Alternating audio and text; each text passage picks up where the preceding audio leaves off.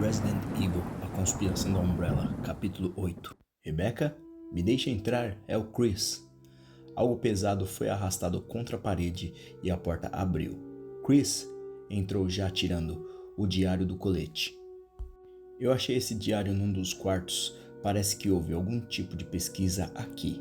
Não sei qual, mas... Virologia. Rebecca interrompeu, erguendo alguns papéis sorrindo. Você estava certo sobre ter algo de útil aqui. Chris pegou os papéis e deu uma olhada. Para ele, aquilo era uma língua estrangeira, feita de números e letras.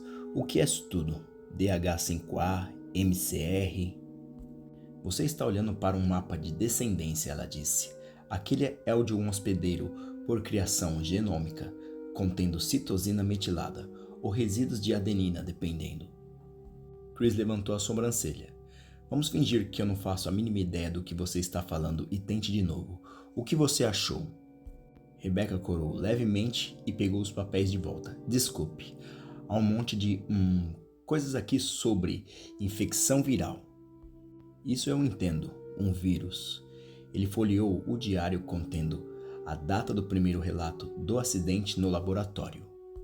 Em 11 de maio, houve algum tipo de vazamento no laboratório desse lugar. Em 8 ou 9 dias, a pessoa que escreveu isso se transformou numa daquelas criaturas lá fora. Rebecca regalou os olhos. Diz quando os primeiros sintomas apareceram? Parece que sim. Em 24 horas, ele ou ela estava reclamando de coceira na pele, inchaços e bolhas em 48 horas.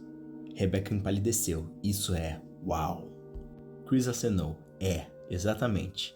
Tem jeito de dizer se ainda pode infectar?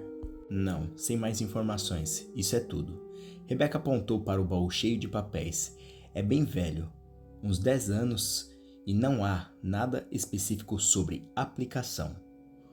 Um aerotransmissível com esse tipo de velocidade e toxicidade, se ainda fosse viável, toda Raccoon já estaria infectada. Não tenho certeza, mas duvido que ainda é contagioso. Chris se aliviou. Nós temos que achar os outros. Se algum deles passar pelo laboratório sem saber o que tem lá... Rebecca parecia chocada com o pensamento, mas acenou corajosamente e foi para a porta. Chris decidiu que, com um pouco de experiência, ela daria um ótimo membro do STARS. Mesmo sem arma, ela estava abandonando a relativa segurança daquela sala para ajudar os companheiros. Juntos eles correram até a porta que dava no corredor verde água. Chris verificou a arma e virou para Rebecca. Fique perto. A porta que queremos é para a direita, no fim do corredor. Eu vou ter que atirar na fechadura. Tenho certeza de que há 1 ou 2 zumbis por lá, e você vai ter que vigiar. Sim, senhor, ela disse e Chris sorriu. Ele abriu a porta e a cruzou, apontando a arma para as sombras, à frente e depois para a direita. Nada se moveu. Vamos. Ele cochichou e eles correram, pulando o morto no meio do caminho. Rebecca passou a proteger a retaguarda enquanto Chris girava a maçaneta. Ainda trancada, ele se afastou da porta e mirou cuidadosamente. Atirar numa porta trancada não era tão fácil e seguro como nos filmes. Um ricochete no metal a essa distância poderia matar o atirador. Chris! Rebecca gritou. Ele olhou sobre o ombro e viu uma figura no fim do corredor andando para eles. Chris pôde ver que a criatura estava sem um braço. Chris virou para a porta e atirou 2 vezes. A madeira estilhaçou tal como o quadrado de metal. Puxando a maçaneta, a porta se abriu. Ele agarrou o braço de Rebecca, apontando para o zumbi. Fazendo meio caminho, ele parou no corpo caído. Chris observava o zumbi, se pôs de joelhos e enterrou sua mão no crânio de outro. Ele gemeu de novo, um úmido e frio som, e levou um punhado de massa cinzenta à boca. Chris voltou para Rebecca, fechando a porta. Ele examinou o corredor, notando as diferenças. À sua direita, a uns 6 metros, estava o corpo de um zumbi, sua cabeça arrebentada. Estava de papo para o ar, ensanguentado. À esquerda estavam as 2 portas que Chris não tinha tentado. A que ficava no final do corredor estava aberta, revelando escuridão. Siga-me, ele disse. e foi até a porta aberta, segurando sua arma. Ele queria voltar para o hall principal com Rebecca, mas o fato de alguém do time ter passado por ali merecia uma olhada. Ao passarem pela porta fechada à direita, Rebecca hesitou. Tem um desenho de uma espada na fechadura. Ele manteve sua atenção na porta aberta, mas percebeu que haviam muitas maneiras de se perder por lá. Ele não achava que o resto do time ainda esperava por ele, mas suas ordens eram de voltar para o hall principal e relatar. Ele não devia levar uma recruta desarmada para um território desconhecido sem ao menos checá-lo. Chris suspirou abaixando a arma. Vamos voltar para o hall principal. Nós podemos voltar aqui mais tarde. Rebecca concordou e juntos eles voltaram para a sala de jantar, Chris esperando ter alguém lá para encontrá-los. Barry apontou sua Colt para um zumbi e atirou a bala, explodindo a cabeça da criatura antes mesmo de alcançar sua bota. Respingos de sangue voaram em seu rosto enquanto o zumbi morria. De cara feia, ele secou o rosto com as costas da mão enquanto os pequenos riachos de vermelho desciam por entre os azulejos. Barry abaixou o revólver, sentindo seu ombro esquerdo. A porta lá em cima estava solidamente trancada. Olhando para o zumbi no chão, ele percebeu que teria de voltar e abrir outra porta. Se Chris tivesse passado por ali, aquele zumbi já estaria morto. Então, onde ele está? Das 3 portas trancadas, Barry tinha escolhido a que dava término ao corredor. Eles saíram no pequeno e escuro corredor em U, que passava por um poço de elevador com grades antigas e terminava numa escada que descia. A branca cozinha depois dela parecia deserta.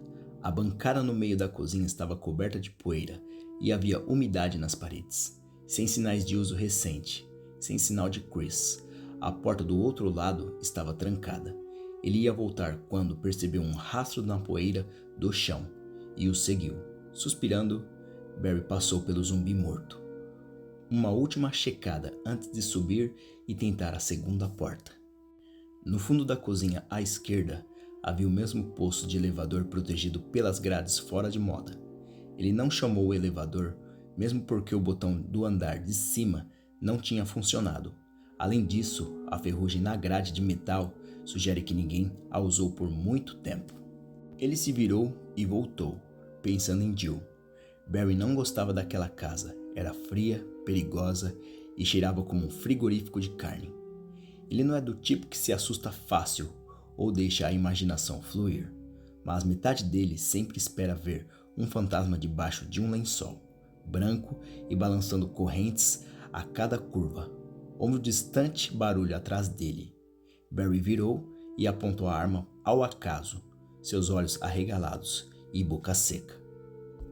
Houve outro barulho metálico, seguido por um baixo rum de maquinário. Barry respirou fundo, soltando o ar bem devagar. Não era um espírito sem corpo. Alguém estava usando o elevador. Quem?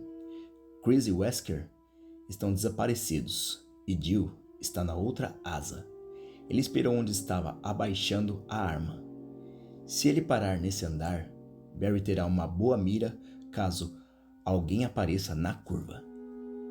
Barry abriu esperanças. Pode ser algum bravo, ou alguém que vivia lá e pudesse dizer o que aconteceu. Com uma forte pancada, o elevador parou na cozinha. Um barulho de dobradiças de metal, e depois passos, e o Capitão Wesker apareceu, seus óculos escuros em seu claro rosto. Barry abaixou a arma, sorrindo aliviado. Wesker parou onde estava e sorriu de volta. Barry. Justo o homem que eu estava procurando, ele disse. Deus, você me assustou. Eu ouvi o elevador vindo e pensei que fosse ter um ataque cardíaco. Barry parou, seu sorriso desaparecendo. Capitão, aonde você tinha ido? Quando nós voltamos, você tinha sumido. Wesker sorriu mais. Desculpe por isso. Eu tive que tratar alguns assuntos. Você sabe, chamados na natureza? Barry sorriu de novo, surpreso pela confissão. Preso em um território hostil e o cara foi dar uma mijada? Wesker tirou os óculos, fazendo contato visual, fazendo Barry se sentir tenso de repente. O sorriso de Wesker parecia crescer. Parecia que todos os dentes estavam aparecendo. Barry, eu preciso de sua ajuda. Você já ouviu falar em White Umbrella? Barry balançou a cabeça negativamente, sentindo-se desconfortável. Barry, eu preciso de sua ajuda. Você já ouviu falar em White Umbrella? Barry balançou a cabeça negativamente, sentindo-se desconfortável por um segundo. White Umbrella é um setor da Umbrella Incorporation, uma divisão muito importante. Eles são especializados em uma pesquisa biológica. A mansão de Spencer abriga seus laboratórios e recentemente houve um acidente. Wesker passou a mão na bancada central e se apoiou nela, falando tranquilamente.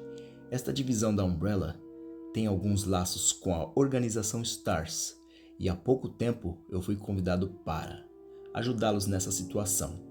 É uma situação bem delicada, sabe? Bem secreta. A White Umbrella não quer que um pingo de seu envolvimento escape. Agora eu devo ir para os laboratórios subterrâneos e dar o fim a algumas provas incriminadoras. A prova de que a White Umbrella é responsável pelo acidente que causou tantos problemas em Raccoon. O problema é, eu não tenho a chave para chegar aos laboratórios. Chaves, na verdade. E é aí que você entra. Eu preciso que você me ajude a achar essas chaves. Barry o encarou por um momento. Sua mente funcionando. Um acidente, um laboratório secreto fazendo experiências biológicas. Cães assassinos e zumbis soltos na floresta. Barry apontou seu revólver para o rosto sorridente de Wesker, abalado e nervoso. Você está louco? Você acha que eu vou te ajudar a destruir provas, seu louco filho da mãe? Wesker balançou a cabeça, agindo como se Barry fosse uma criança. Ah, Barry, você não entende. Você não tem escolha. Veja, alguns amigos meus da White Umbrella estão agora do lado de fora da sua casa, olhando sua esposa e filhas dormindo. Se você não me ajudar, sua família vai morrer. Barry pôde sentir o sangue sair de seu rosto. Ele engatilhou sua Colt, sentindo um súbito ódio por Wesker. Antes de você puxar o gatilho, eu devo mencionar que se eu não der um retorno aos meus amigos em breve, as ordens são para ir em frente e matá-las. Cat, meninas, você está blefando, Barry disse. E o sorriso de Wesker finalmente desapareceu, seu rosto voltando a vestir a mesma máscara de sempre. Não estou, disse friamente. Atire. Depois você pode ir se desculpar nas lápides delas. Houve silêncio por um momento, então Barry vagarosamente desengatilhou a arma e abaixou seus ombros, desmoronando. Ele não podia, não iria arriscar, sua família era tudo. Wesker acenou e tirou um molho de chaves do bolso. Há 4 peças de metal em algum lugar na casa. Cada uma tem o tamanho de uma xícara e tem um desenho de um relevo num dos lados: sol, lua, estrela e vento. Há uma porta dos fundos no outro lado da mansão, onde elas devem ser colocadas. Ele desprendeu uma chave e a deslizou sobre a mesa para Barry. Essa deve abrir todas as portas do outro lado, ou ao menos as mais importantes. Primeiro e segundo andar. Ache aquelas peças para mim e sua esposa e filhas ficarão bem. Barry pegou a chave, cansado e mais assustado do que nunca. Chris e Jill vão indubitavelmente querer te ajudar. Se você ver algum deles, diga que a porta dos fundos que você descobriu pode ser a saída. Eu tenho certeza que eles ficarão felizes em trabalhar com o seu confiável amigo, o bom e velho Barry. De fato, você deveria destrancar todas as portas para fazer um bom trabalho. Wesker sorriu de novo, um amigável meio sorriso que escondia suas palavras. Claro, você disse que me viu.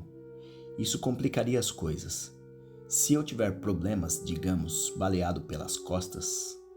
Bom, isso é tudo. E que isso fique só entre nós. A chave tinha um pequeno desenho, o peito de uma armadura. Barry a pôs no bolso. Onde você estará? Eu estarei por aí, não se preocupe. Eu te aviso quando for a hora. Barry tentou esconder o medo em sua voz. Você dirá que estou te ajudando, né? Você não esquecerá de dar o retorno? Wesker virou e voltou para o corredor. Confie em mim, Barry. Faço o que eu mando e não há nada com o que se preocupar. A grade do elevador abriu e fechou, e Wesker se foi. Barry ficou olhando o espaço vazio onde Wesker tinha estado, pensando em como escapar da ameaça. Não tinha jeito. Não tinha o que discutir entre sua honra e sua família. Ele podia viver sem honra. Ele voltou para a escada, determinado a fazer o necessário para salvar Cat e suas filhas. Quando tudo acabar, quando estiver certo de que elas estão a salvo, não haverá lugar para se esconder, capitão. Barry prometeu a si mesmo que Wesker pagaria pelo que estava fazendo. Fim do capítulo. Deixe seus likes, comentários e se inscrevam no canal. Se vocês ainda não ouviram o prólogo e os capítulos anteriores desse audiobook, cliquem na playlist ao fim desse vídeo. Até mais.